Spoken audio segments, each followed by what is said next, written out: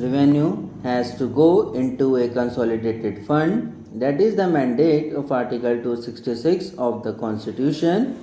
It has to either go into the consolidated fund of India or the consolidated fund of a state.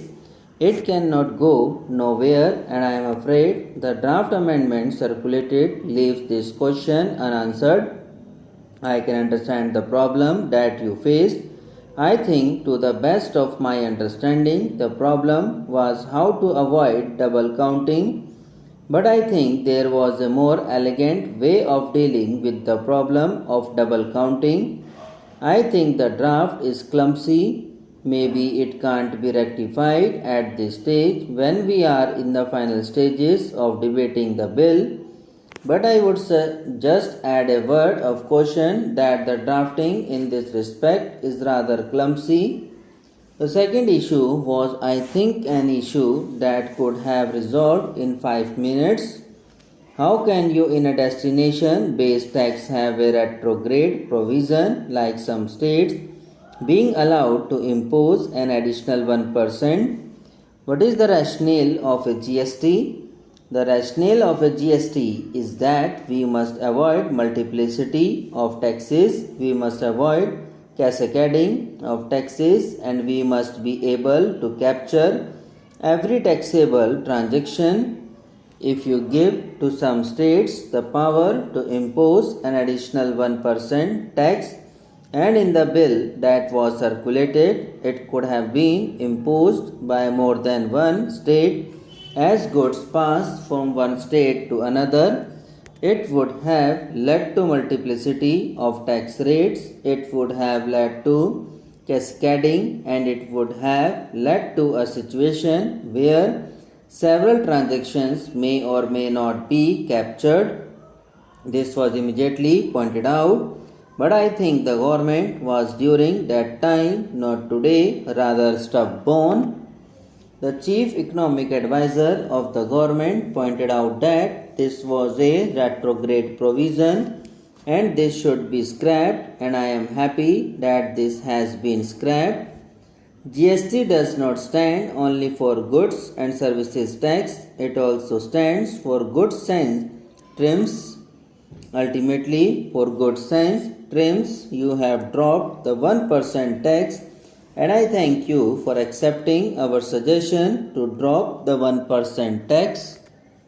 This is would very well serve our purpose for GST as such. The second major issue is dispute resolution. Now please remember that dispute resolution between the center and states, between one state and one or more states, between a group of states and a group of states, is not a matter on which the Constitution is silent. Whatever we do here, we must acknowledge the fact that the Constitution is not silent on dispute resolution between states. Article 131 speaks loud and clear. It provides for a machinery for dispute resolution.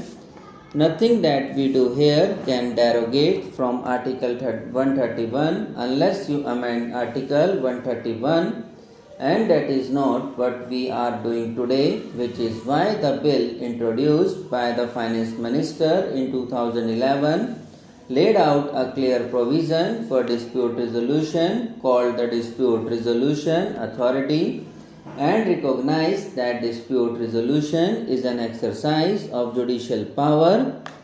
Just as the government is jealous of guarding its executive power, just as we in Parliament are jealous of guarding our legislative power, the judges of this country are jealous about guarding their judicial power.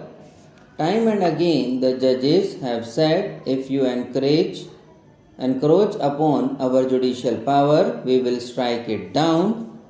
I still maintain that the provision introduced by the Finance Minister was the best provision, or clearly a much better provision than the provision introduced in the present bill.